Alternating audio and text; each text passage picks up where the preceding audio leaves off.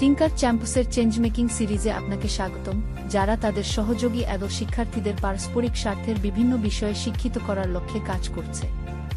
এই মিশনের অংশ হিসেবে টিঙ্কার চ্যাম্পস টিঙ্কারিং, সমস্যা সমাধান, উদ্ভাবন, উদ্যোক্তা, পরিবর্তন তৈরি এবং অন্যান্য বিষয়ের উপর বেশ কয়েকটি মাইক্রোলার্নিং মডিউল প্রকাশ করছে।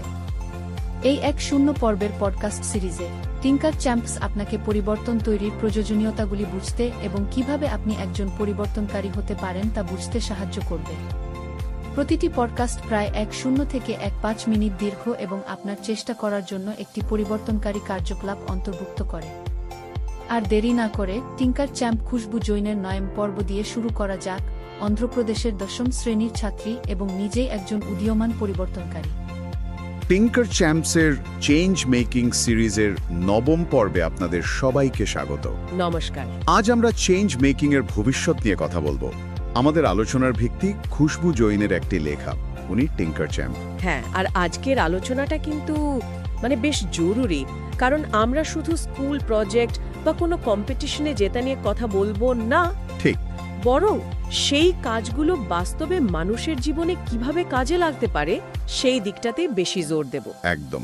আজকাল এই চেঞ্জ মেকিং শব্দটা এত জায়গায় শুনি, প্রতিযোগিতা, সামিট, সোশ্যাল মিডিয়া, মনে হয় যেন এটা একটা নতুন ট্রেন্ড। ট্রেন্ড তো বটেই, কিন্তু এর আসল মানেটা কি? শুধু একটা সুন্দর দেখতে প্রোটোটাইপ বানালাম বা একটা পুরস্কার পেলাম, এটাই কি যথেষ্ট? না, এখানেই তো মূল কথাটা। দেখুন, চেঞ্জ মেকার আপনি আসলে তখনই হবেন যখন আপনার কাজটা, আপনার উদ্যোগটা সত্যি সত্যি কারোর জীবনে একটা পজিটিভ পরিবর্তন আনবে। সেটা হয়তো খুব ছোট পরিবর্তনও হতে পারে। অবশ্যই, আপনার স্কুলে হতে পারে, আপনার পাড়ায়, আপনার কমিউনিটিতে। যদি একজন মানুষেরও জীবন একটু সহজ হয় আপনার কাজের ফলে বা একটু ভালো হয়, তবেই তো সেটা চেঞ্জ মেকিং। বুঝতে পারছি। আজকের আলোচনাটা কিন্তু সেই লক্ষ্যে। এই আইডিয়াগুলোকে কিভাবে বাস্তবে রূপ দেওয়া যায়, মানুষের কাছে পৌঁছে দেওয়া যায়। আর এই ভাবনা থেকেই আমাদের প্রথম পয়েন্টটা আসছে, তাই না? যে চেঞ্জ মেকিং শুধু একটা প্রজেক্ট নয়, এটা আসলে একটা লাইফ স্কিল, জীবনব্যাপী একটা দক্ষতা। একদম ঠিক। ভবিষ্যতের কথা ভাবুন। আপনি যে পেশাতেই যান না কেন, ইঞ্জিনিয়ার, ডাক্তার, ডিজাইনার বা ধরুন উদ্যোক্তা, পলিসি মেকার, শিল্পী, যাই হন না কেন, সমস্যা খুঁজে বের করার ক্ষমতা, তার জন্য নতুন নতুন সমাধান ভাবার দক্ষতা, আর সেই সমাধানের জন্য লোকাদের একজোট করার ক্ষমতা, এগুলো কিন্তু আপনাকে সবসময় এগিয়ে রাখবে। তার মানে এটা শুধু স্কুলের গণ্ডিতে আটকে নেই। আমি শুনেছি এখন নাকি বড় বড় কোম্পানি, ইউনিভার্সিটি, এমনকি ইনভেস্টররাও এমন মানুষ খোঁজেন। ঠিক তাই, তারা এমন প্রোফাইল চান যারা বলতে পারে, আমি একটা সমস্যা দেখেছিলাম, নিজে উদ্যোগ নিয়েছিলাম, আর সেটার একটা সমাধান করে বাস্তব প্রভাব ফেলেছিলাম। তার মানে আজকে ছাত্রছাত্রীরা যারা এই এটিএল বা অন্য প্রজেক্টগুলো করছে, তারা নিজেদের অজান্তেই ভবিষ্যতের জন্য তৈরি হচ্ছে। হ্যাঁ, লিডারশিপ, এমপ্যাথি বা সহানুভূতি, ক্রিয়েটিভিটি, কঠিন পরিস্থিতিতে মানিয়ে নেওয়া বা রেজিলিয়েন্স, এই সব জরুরি স্কিলগুলো তৈরি হচ্ছে।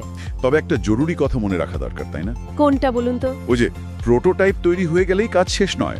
ও হ্যাঁ, একদমই না। কাজটা আসলে তখনই শেষ হয় যখন আপনার ওই সলিউশনটা ব্যবহার করে কারো জীবন সত্যি একটু ভালো হয়, মানে ইম্প্যাক্টটাই আসল। খুবই গুরুত্বপূর্ণ পয়েন্ট। আর এই ইম্প্যাক্ট তৈরির জন্য তো নতুনভাবে ভাবার ক্ষমতা দরকার, মানে ইনোভেটিভ থিঙ্কিং। হ্যাঁ, ইনোভেশন। এটা শুধু সমস্যার রিঅ্যাকশন নয়, বরং ফিউচারটাকে নতুন করে কল্পনা করা। আচ্ছা, এই নতুন ভাবনার জন্য তো একটা বেশ পরিচিত প্রক্রিয়া আছে, ডিজাইন থিঙ্কিং। হ্যাঁ, ডিজাইন থিঙ্কিং খুব কার্যকারী একটা পদ্ধতি। এই ধাপগুলো যদি একটু সহজ করে বুঝিয়ে বলেন, যারা প্রথমবার শুনছে তাদের জন্য। নিশ্চয়ই। দেখুন, ডিজাইন থিঙ্কিং এর মূল আইডিয়াটা হলো ব্যবহারকারীকে একদম কেন্দ্রে রাখা। এর মোটামুটি 5টা ধাপ আছে। প্রথমটা হলো সহানুভূতি বা এমপ্যাথাইজ। সহানুভূতি মানে যাদের জন্য আপনি সমাধানটা বানাচ্ছেন, তাদের জায়গায় নিজেকে বসিয়ে তাদের আসল সমস্যাটা বোঝা, তাদের অনুভূতি, তাদের প্রয়োজনগুলো অন্তর থেকে ফিল করা। এটা ভীষণ জরুরি, কারণ অনেক সময় আমরা যা সমস্যা ভাবি, ব্যবহারকারীর আসল সমস্যা সেটা নাও হতে পারে। ও আচ্ছা, মানে আগে সমস্যাটা অনুভব করা, তারপর দ্বিতীয় ধাপ, সংজ্ঞায়িত করা বা ডিফাইন। এই যে সহানুভূতি থেকে যা যা বুঝলাম, তার ভিত্তিতে সমস্যাটাকে খুব স্পষ্টভাবে চিহ্নিত করা। ঠিক কোন নির্দিষ্ট সমস্যাটার সমাধান আমরা করতে চাইছি। আচ্ছা, ডিফাইন করলাম। নেক্সট, বেশি সম্ভব সমাধানের আইডিয়া জেনারেট করা। এখানে কোয়ান্টিটি ম্যাটার করে। উদ্ভট বা অসম্ভব মনে হলেও সব আইডিয়াকে স্বাগত। বাহ, অনেক আইডিয়া এলো, তারপর সেগুলোকে একটু গুছিয়ে আনা। হ্যাঁ, সেটাই। চতুর্থ ধাপ, প্রোটোটাইপ। সবচেয়ে ভালো আইডিয়াগুলো বা তার কম্বিনেশন বেছে নিয়ে সেটার একটা রাফ মডেল বা নমুনা তৈরি করা। খুব কম খরচে, তাড়াতাড়ি। এটা পারফেক্ট হওয়ার দরকার নেই, শুধু আইডিয়াটাকে একটু মূর্ত রূপ দেওয়া। যাতে অন্যরা বুঝতে পারে বা ব্যবহার করে দেখতে পারে। একদম। আর সেটাই শেষ ধাপ, পরীক্ষা বা টেস্ট। এই প্রোটোটাইপটা আসল ব্যবহারকারীদের দিয়ে ব্যবহার করানো আর তাদের ফিডব্যাক নেওয়া। কি ভালো লাগছে, কি সমস্যা হচ্ছে, এইসব। আর এই ফিডব্যাক থেকে শিখে আবার হয়তো প্রোটোটাইপটাকে ভালো করা বা নতুন আইডিয়া ভাবা, একটা সাইকেলের মতো। ঠিক ধরেছেন, এটা একটা চক্র। পরীক্ষা করা, শেখা, উন্নতি করা, আবার পরীক্ষা করা। এইভাবেই সেরা সমাধানে পৌঁছানো যায়। খুব গোছানো একটা প্রক্রিয়া। তো আচ্ছা, কোনো রিয়েল লাইফ উদাহরণ আছে ছাত্রছাত্রীরা করেছে এমন কিছু? অবশ্যই আছে। যেমন ধরুন, একদল ছাত্রছাত্রী দেখল তাদের পাড়ার বয়স্ক মানুষরা অনলাইনে ডাক্তারের অ্যাপয়েন্টমেন্ট বুক করতে খুব সমস্যায় পড়ছেন। হ্যাঁ, এটা তো খুব কমন সমস্যা। ওরা শুধু সমস্যাটা দেখেই থেমে থাকেনি, ডিজাইন থিংকিং ব্যবহার করে কারণটা বুঝল, টেকনোলজির জটিলতা। তারপর ওরা খুব সাধারণ গুগল টুলস ব্যবহার করে একটা সহজ voice based appointment booking system বানিয়ে ফেলল। দারুণ তো, ভয়েস দিয়ে। হ্যাঁ, আর সবচেয়ে বড় কথা কি জানেন? ওই বয়স্ক মানুষরা সত্যি সত্যি ওটা ব্যবহার করে উপকার পেয়েছিলেন। অসাধারণ। তার মানে বিশাল বাজেট বা খুব হাইফাই টেকনোলজি ছাড়াও কিন্তু বাস্তব সমস্যার সমাধান করা যায়। দরকার শুধু সদিচ্ছা আর সঠিক অ্যাপ্রোচ। ঠিক তাই, সহানুভূতি দিয়ে শুরু করলে ছোট উদ্যোগও কিন্তু বড় প্রভাব ফেলতে পারে। আরেকটা উদাহরণ দিই, ATL টিমের। বলুন। একটা স্কুলের টিম তাদের রিসাইক্লিং প্রোগ্রাম নিয়ে কাজ করছিল। ওরা শুধু একটা ট্র্যাকার বানিয়ে থেমে যায়নি। প্রথমে ডেটা কালেক্ট করে দেখল ছাত্রছাত্রীরা কেন বা কোথায় রিসাইক্লিং বিন ব্যবহার করছেন না। ডেটা? বা হ্যাঁ, সেই ডেটা অ্যানালাইসিস করে ওরা বিনগুলোর ডিজাইন পাল্টালো, সেগুলোকে আরও সহজে পাওয়ার জায়গায় রাখলো, আর একটা অ্যাপ নোটিফিকেশন সিস্টেম চালু করলো যেটা ঠিক সময় রিসাইক্লিংয়ের কথা মনে করিয়ে দেয়। ইন্টারেস্টিং। ফলাফল কি হলো? ফলাফল, স্কুলের রিসাইক্লিংয়ের হার 40% বেড়ে গেল। ভাবা যায়, ডেটা ব্যবহার করে সমস্যা বোঝা এবং সমাধানকে ইমপ্রুভ করা, এটাই তাহলে উদ্দেশ্যমূলক উদ্ভাবন, তাই তো? একদম। আর আজকের দিনে এই উদ্ভাবনকে অনেক গুণ বাড়িয়ে তুলতে পারে টেকনোলজি। অবশ্যই। উদ্ভাবন যদি গাড়ির ইঞ্জিন হয়, টেকনোলজি হলো তার টার্বো বুস্টার। আজকের দিনে একজন ছাত্র বা ছাত্রী টেকনোলজির সাহায্যে এমন কিছু করতে পারে যা হয়তো কয়েক বছর আগেও একটা গোটা সংস্থার লাগতো। ঠিক। যেমন কি টুলস বা প্ল্যাটফর্ম এখন ছাত্রছাত্রীদের হাতের মুঠোয়? অনেক। ধরুন, কোনো কোডিং নলেজ ছাড়াই গ্লাইড বা বাবল দিয়ে সুন্দর কার্যকরী মোবাইল অ্যাপ বানানো যায়। আচ্ছা। ক্যানভা বা ফিগমা দিয়ে দারুণ সব ইনফোগ্রাফিক্স বা পোস্টার ডিজাইন করা যায়। অ্যাঙ্কার বা অডাসিটি দিয়ে নিজেদের পডকাস্ট চ্যানেল শুরু করা যায়। পডকাস্টও? হ্যাঁ। এমনকি গুগলের টিচেবল মেশিন ব্যবহার করে সিম্পল মেশিন লার্নিং মডেল বানিয়ে নিজেদের প্রজেক্টে কাজে লাগানো যায়। এটা সত্যি অভাবনীয়। মানে টেকনোলজির এই সহজলভ্যতা, এটা তো আজকের জেনারেশনের হাতে একটা বিরাট পাওয়ার। অবশ্যই। গীতাঞ্জলি রাওয়ের কথা ভাবুন, টাইম ম্যাগাজিনের প্রথম কিড অফ দ্য ইয়ার। হ্যাঁ, মনে আছে। মাত্র 15 বছর বয়সে উনি শুধু জলের সীসার দূষণ মাপার জন্য একটা কম খরচের ডিভাইস বানাননি, সেটার রেজাল্ট জানানোর জন্য একটা মোবাইল অ্যাপও বানিয়েছিলেন। অসামান্য কাজ। ঠিক। টেকনোলজি একটা ভালো আইডিয়াকে খুব তাড়াতাড়ি প্রোটোটাইপে নিয়ে যেতে পারে, সেটাকে রিয়েল ইউজার্সদের কাছে পৌঁছে দিতে পারে, আর দরকার হলে সেটাকে স্কেল আপ করতে, মানে বহুগুণে ছড়িয়ে দিতেও সাহায্য করে। আচ্ছা, আর একটা ছোট উদাহরণ আছে এই টেকনোলজি ব্যবহার করে ছাত্রছাত্রীদের কাজের। আছে তো। একজন ছাত্র কোনো কোডিং না জেনেই নো কোড AI টুল ব্যবহার করে একটা ম্যাথ চ্যাটবট বানিয়েছিল। Math chatbot? কি করতো সেটা? ওটা 500-র বেশি সুবিধাবঞ্চিত ছাত্রছাত্রীকে অনলাইনে অঙ্ক প্র্যাকটিস করতে আর সঙ্গে সঙ্গে ফিডব্যাক পেতে সাহায্য করেছিল। ভাবুন, কোনো বড় কোম্পানি নয়, একজন ছাত্রের উদ্যোগ। দারুণ দারুণ। তার মানে এই যে ছোট ছোট কাজগুলো হচ্ছে লোকাল লেভেলে স্কুলে বা পাড়ায়, এগুলো কি আসলে আরো বড় কোনো কিছুর সাথে যুক্ত? মানে যেমন ধরুন ইউএন সাস্টেইনেবল ডেভেলপমেন্ট গোলস বা এসডিজিস। অবশ্যই যুক্ত। প্রত্যেকটা লোকাল ইনিশিয়েটিভই আসলে গ্লোবাল ভালোর জন্য যে চেষ্টা চলছে তারই একটা অংশ। ধরুন আপনার বানানো কম খরচের ওয়াটার ফিল্টারটা আপনার এলাকার কিছু মানুষের জলের সমস্যা মেটাচ্ছে। আবার ধরুন ওই যে ম্যাথস লার্নিং অ্যাপের কথা বললাম, ওটা লোকাল ছাত্রদের সাহায্য করছে। আবার এসডিজি 4 মানে গুণগত শিক্ষা অর্জনেও কন্ট্রিবিউট করছে। স্কুলের ওই রিসাইক্লিং প্রজেক্টটা, ওটা সরাসরি এসডিজি 12 দায়িত্বশীল ভোগ ও উৎপাদনের সাথে যুক্ত। বুঝতে পারছি। কিন্তু শুধু প্রজেক্ট রিপোর্টে এসডিজি লোগো লাগিয়ে দিলাম তাহলেই তো হলো না, তাই না? এই কানেকশনটা প্রমাণ করব কিভাবে? খুব ভালো প্রশ্ন। প্রমাণ করতে হবে ডেটা দিয়ে, মানে তথ্য দিয়ে। শুধু বললে হবে না যে আপনার প্রজেক্ট এসডিজি 6 সাপোর্ট করে। তাহলে কি বলতে হবে? বলতে হবে আপনার ফিল্টার দিয়ে দিনে কত লিটার জল পরিষ্কার হচ্ছে, আপনার ম্যাপ অ্যাপ ব্যবহার করে কতজন ছাত্রছাত্রীর গ্রেড ইমপ্রুভ করেছে, আপনার রিসাইক্লিং ক্যাম্পেইনের ফলে কত কেজি বর্জ্য ল্যান্ডফিলে যাওয়া থেকে আটকানো গেছে। ও আচ্ছা, মানে পরিমাপযোগ্য ফলাফল লাগবে। একদম। যখন আপনার কাছে এরকম মেজারেবল রেজাল্ট থাকবে, তখন আপনি শুধু একজন পার্টিসিপেন্ট নন, আপনি একজন গ্লোবাল কন্ট্রিবিউটর। এই প্রভাবটা পরিমাপ করা আর সেটাকে স্পষ্টভাবে দেখানো, এটা তাহলে চেঞ্জ মেকিং এর একটা খুব জরুরি অংশ। হ্যাঁ, কারণ প্রমাণ না থাকলে আপনার কাজের গল্পটা কিন্তু বিশ্বাসযোগ্য হয় না, অসম্পূর্ণ থেকে যায়। ঠিক। কিভাবে এই সাফল্য মাপা যায়? কিছু সহজ উপায় আছে? আছে তো। যেমন ধরুন বিফোর আফটার ডেটা, মানে প্রজেক্ট শুরুর আগে পরিস্থিতি কেমন ছিল আর পরে কেমন হলো। ওই যে রিসাইক্লিংয়ের উদাহরণটা দিলাম, আগে স্কুলে 10% ছাত্রছাত্রী রিসাইক্লিং বিন ব্যবহার করত, ক্যাম্পেইনের পর এখন 70% করে। এটা একটা সলিড প্রমাণ। আচ্ছা, আর কি করা যায়? যারা আপনার সলিউশন ব্যবহার করে উপকার পেয়েছেন তাদের টেস্টিমোনিয়াল বা সাক্ষ্য নিতে পারেন। ছোট ছোট কোট বা ভিডিও ক্লিপ, এগুলো খুব পাওয়ারফুল হয়। ছবি বা ভিডিও? অবশ্যই। আপনার সলিউশনটা বাস্তবে কিভাবে কাজ করছে তার ছবি বা ভিডিও তো রাখতেই হবে। আর অবশ্যই কতজন মানুষ আপনার সলিউশনটা ব্যবহার করেছে বা আপনার উদ্যোগে যোগ দিয়েছে সেই সংখ্যাটা, ইউজার কাউন্ট বা পার্টিসিপেশন ডেটা, এটাও ট্র্যাক করা দরকার। এই যে ডেটা, টেস্টিমোনিয়াল, ছবি, সংখ্যা, এইসব মিলিয়ে একটা বিশ্বাসযোগ্য গল্প তৈরি হয়।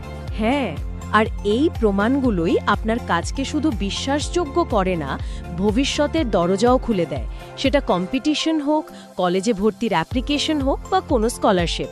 আর এই অভিজ্ঞতাগুলো তো শুধু ছাত্র জীবনের জন্য নয়, এগুলো ভবিষ্যতের কেরিয়ারেও কাজে লাগে, তাই না? নিশ্চয়ই। এই চেঞ্জ মেকিং এর মানসিকতা, এই স্কিলগুলো, এগুলো কিন্তু যে কোনো ক্যারিয়ারে ভীষণ ভ্যালুয়েবল। তার মানে স্কুলে এই যে প্রজেক্ট করছে ছাত্রছাত্রীরা, এই অভিজ্ঞতা কাজে লাগিয়ে ভবিষ্যতে কি তারা সোশ্যাল ইম্প্যাক্ট তৈরির দিকেও যেতে পারে? কি ধরনের কেরিয়ার হতে পারে? অনেক অপশন আছে।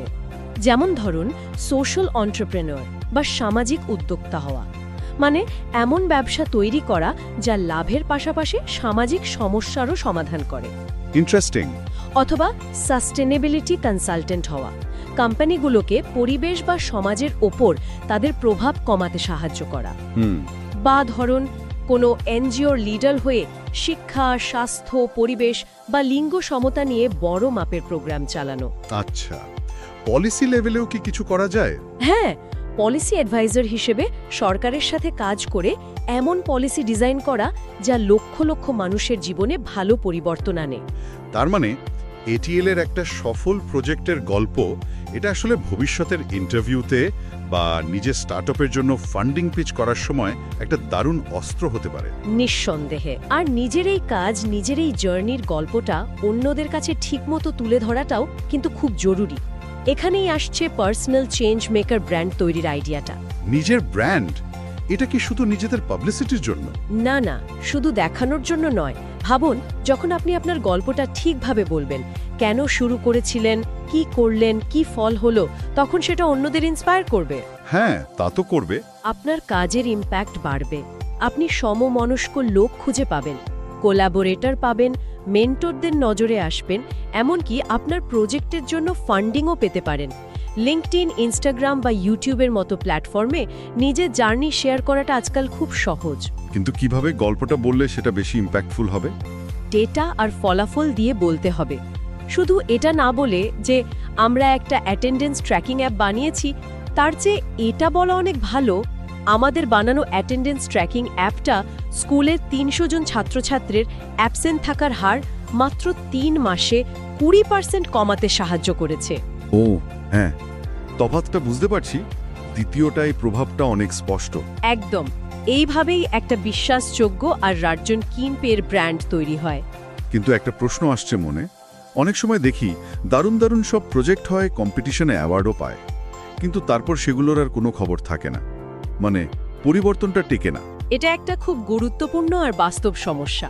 একটা দারুণ প্রোটোটাইপ হয়তো স্কুলের ল্যাবের এক কোনায় ধুলো জমায়, এতে তো পৃথিবীর কোনো লাভ হলো না, তাই না? পরিবর্তনটা সাস্টেইনেবল হলো না। ঠিক, তাহলে কি করা উচিত? প্রজেক্টটা করার সময় কয়েকটা প্রশ্ন নিজেকে করা খুব দরকার। যেমন এই কম্পিটিশন বা এক্সিবিশনের পর প্রজেক্টটার দেখভাল কে করবে? আমরা কি জুনিয়রদের শিখিয়ে দিয়ে বা স্কুলে একটা ক্লাব তৈরি করে এটাকে চালিয়ে নিয়ে যেতে পারি? আমাদের বানানো সলিউশনটা কি কোনো লোকাল এনজিও, স্কুল অথরিটি বা ধরুন পঞ্চায়েত বা মিউনিসিপ্যালিটির কাজে লাগতে পারে? তাদের সাথে পার্টনারশিপ করে এটাকে কি আরও বড় করা যায়? তাদের কি আদৌ এটার প্রয়োজন আছে? তারা কি এটা ব্যবহার করতে চাইবে? অর্থাৎ ফোকাসটা হওয়া উচিত একটা ওয়ান টাইম প্রজেক্টকে কিভাবে একটা জীবন্ত চালু সলিউশনে বদলা যায়, একটা প্রজেক্ট থেকে কিভাবে একটা ছোটখাটো মুভমেন্ট তৈরি করা যায়। একদম। আর এই লং টার্ম ভাবনাটা তখনই আসবে যখন আপনার নিজের একটা ক্লিয়ার ভিশন থাকবে, আপনি আসলে কি পরিবর্তন দেখতে চান। হ্যাঁ, এই ভিশন বা লক্ষ্যের ব্যাপারটা খুব জরুরি। চলুন, যারা আমাদের শুনছেন তাদের নিয়ে একটা ছোট্ট এক্সারসাইজ করা যাক। আচ্ছা, সবাই যদি 1 মিনিটের জন্য চোখটা বন্ধ করে একটু ভাবার চেষ্টা করেন। ভাবুন তো, আজ থেকে কয়েক বছর পর, ধরুন ২০৩০ সাল, আপনি নিজেকে একজন চেঞ্জ মেকার হিসেবে কোথায় দেখছেন? আপনার কাজের মাধ্যমে কতগুলো মানুষের জীবন হয়তো একটু ভালো হয়েছে? আপনার উদ্যোগের ফলে আপনার স্কুল বা আপনার শহর বা আপনার পাড়ায় কোনো সমস্যাটা হয়তো আগের মতো আর নেই। লোকে আপনার চেঞ্জ মেকিং জার্নি নিয়ে কি বলছে? হয়তো এখনই সবটা পরিষ্কার হবে না, কিন্তু চেষ্টা করুন মনে মনে একটা ছবি আঁকতে। আর যদি পারেন, এই কল্পনার উপর ভিত্তি করে নিজের জন্য 1 বা 2 লাইনের একটা ভিশন স্টেটমেন্ট বা লক্ষ্যের কথা লিখে ফেলুন।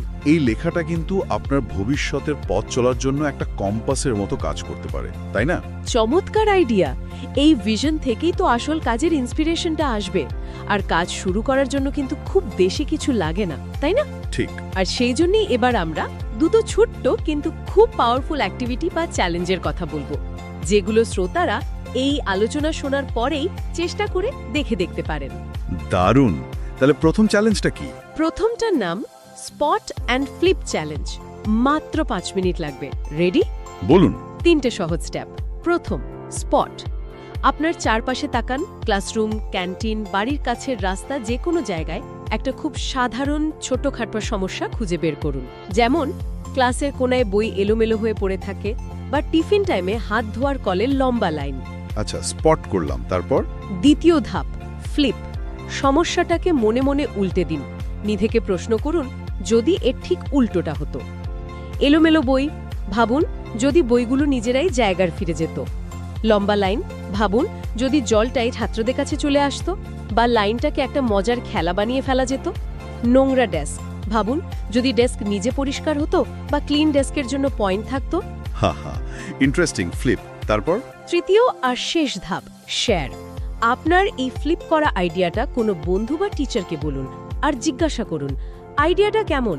খুব অবাস্তব নাকি এর মধ্যে কিছু কাজের জিনিস আছে? ব্যাস, এইটুকু? হ্যাঁ, এই সহজ 3টে ধাপেই কিন্তু আপনি একজন চেঞ্জ মেকারের মতো ভাবতে শুরু করলেন। সমস্যা দেখা, নতুন সমাধান কল্পনা করা, আর সেটা নিয়ে কথা বলা, এটাই তো শুরু। দারুণ, খুব সহজ আর মজার চ্যালেঞ্জ। আর যারা এই 5 মিনিটের চ্যালেঞ্জটা করে একটু ইন্সপায়ার্ড ফিল করছেন, তাদের জন্য আমাদের দ্বিতীয় চ্যালেঞ্জ, আসল চেঞ্জ মেকিং চ্যালেঞ্জ। এটা আরেকটু ইনডেপথ। আচ্ছা, বলুন সেটার ব্যাপারে। এটার কয়েকটা ধাপ আছে। 1, এমন একটা গ্লোবাল চ্যালেঞ্জ বা সমস্যা বাছুন যা আপনাকে সত্যিই ভাবায়। Climate change, education, mental health, food security, যা কিছু হতে পারে। বাছলাম, তারপর? 2, একটু রিসার্চ করে দেখুন আপনার বেছে নেওয়া সমস্যাটা কোনো ইউএন এসডিজির সাথে যুক্ত। 3. এবার এই সমস্যার সমাধানের জন্য একটা টেকনোলজি বেসড আইডিয়া ভাবুন। অ্যাপ হতে পারে, ডিভাইস হতে পারে, অনলাইন ক্যাম্পেইন বা কোনো ডেটা টুল হতে পারে। আইডিয়া ভাবলাম, এবার আসল চ্যালেঞ্জটা কোথায়? আসল চ্যালেঞ্জটা হলো স্টেপ 4-এ। আপনার এই আইডিয়া বা প্রোটোটাইপটাকে শুধু ল্যাবে বা বন্ধুদের মধ্যে না রেখে বাইরে নিয়ে যান। চেষ্টা করুন অন্তত 10 জন রিয়েল ইউজার জোগাড় করতে, যাদের ওই সমস্যাটা আছে। তাদের আপনার সলিউশনটা ব্যবহার করতে দিন, অনেস্ট ফিডব্যাক নিন, আর সেই অনুযায়ী ইমপ্রুভ করুন। বাহ, রিয়েল ইউজার ফিডব্যাক। হ্যাঁ, আর 5 নম্বর স্টেপ, আপনার এই চেষ্টা, আপনার সলিউশন আর তার ফলাফল, সেটা যত ছোটই হোক না কেন, অনলাইনে বা আপনার ATTL মেন্টরের সাথে শেয়ার করুন। আপনার গল্পটা অন্যদেরও ইন্সপায়ার করতে পারে। অসাধারণ। এই দুটো চ্যালেঞ্জ কিন্তু সত্যি যে কাউকে চেঞ্জ মেকিং এর পথে প্রথম স্টেপটা নিতে দারুণভাবে হেল্প করবে। একদম। আজকের আলোচনায় আমরা চেঞ্জ মেকিং এর অনেকগুলো জরুরি দিক নিয়ে কথা বললাম। এটা যে শুধু একটা প্রজেক্ট নয়, একটা স্কিল, নতুন ভাবনার গুরুত্ব, টেকনোলজির পাওয়ার, গ্লোবাল গোলের সাথে কানেকশন, ইম্প্যাক্ট মাপা, ভবিষ্যতের ক্যারিয়ার, নিজের গল্প বলা আর পরিবর্তনটাকে টিকিয়ে রাখা। হ্যাঁ, আর সবকিছু শেষে মূল কথাটা কিন্তু এটাই, টেকনোলজি মানে শুধু কোডিং শেখা নয়, এটা হলো কিছু ক্রিয়েট করার ক্ষমতা। ইনোভেশন মানে শুধু নতুন টুল ব্যবহার করা নয়, এটা হলো সাহস করে বড় ভাবা আর সেটাকে কাজে লাগানোর চেষ্টা। আর চেঞ্জ মেকিং মানে শুধু একটা প্রজেক্ট বা কম্পিটিশন জেতা নয়, এটা সবসময় রিয়েল মানুষ, তাদের রিয়েল সমস্যা আর আপনার কাজের রিয়েল ইম্প্যাক্টকে নিয়ে। তাই শেষ করার আগে প্রত্যেক শ্রোতাকে আমি অনুরোধ করব, নিজেকে চেঞ্জ মেকার বলার আগে বা নিজের প্রজেক্ট নিয়ে গর্ব করার আগে নিজেকে মনে মনে একটা প্রশ্ন অবশ্যই করবেন। কি সেই প্রশ্ন? আমি যা বানিয়েছি বা যে উদ্যোগটা নিয়েছি, তার কারণে কার জীবনটা একটু হলেও ভালো হয়েছে? আমার কাজের আসল প্রভাবটা কি? দারুণ কথা। স্বপ্ন দেখুন বড়, শুরু করুন ছোট ছোট স্টেপ দিয়ে, কিন্তু অবশ্যই শুরু করুন, অ্যাকশন নিন, কারণ পৃথিবীকে বদলে দেবার পরের যুগান্তকারী আইডিয়াটা হয়তো আপনার কাছ থেকেই আসবে। আজকের এই দারুণ আলোচনার জন্য আপনাকে অনেক ধন্যবাদ, আর যারা শুনলেন তাদের সবাইকে ধন্যবাদ। ইনোভেট করতে থাকুন, ইম্প্যাক্ট তৈরি করতে থাকুন, আর আমরা সবাই মিলে যে ভালো ভবিষ্যৎটা চাই সেটা গড়ে তুলতে এগিয়ে আসুন। নমস্কার। নমস্কার।